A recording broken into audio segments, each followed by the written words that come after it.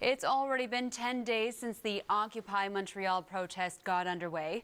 Over 100 people have been camping out at Victoria Square in downtown Montreal. In the daylight, you can see the picket signs and the pitched tents. But what happens after dark? Camille Ross was there to find out. Camille, they protest during the day, but their work continues at night too, doesn't it? Well, Catherine, most of this tent city is quiet at night, except for at the center of Victoria Square. There you'll find the nightly General Assembly. They make all sorts of propositions and amendments, hoping to make a lasting change.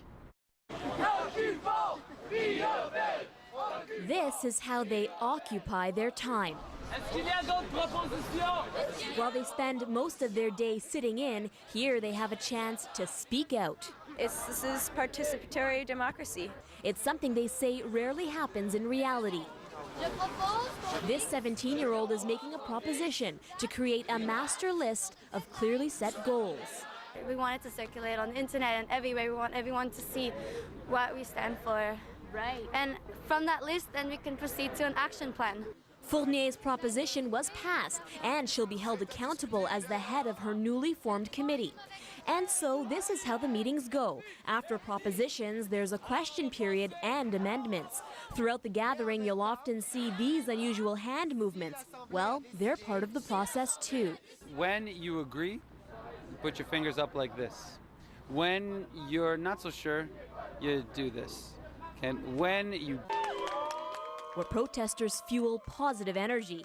At tonight's meeting, organizers dealt with everything ranging from calls for Jean Charest's resignation to calls for chemical-free toilet cleaners. But for people like Alexis Desilets, the end goal is crystal clear. We're trying to change the whole paradigm of our psyche, and that is something that will take time. Still, some admit the process is somewhat scattered. People have been frustrated because we don't come to many conclusions, or sometimes we decide things maybe we're not actually going to do. These protesters say this daily meeting is a symbol of the change they want to see. Camille Ross, CTV News.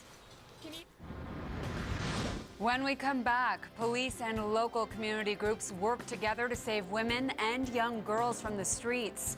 We'll tell you how after the break.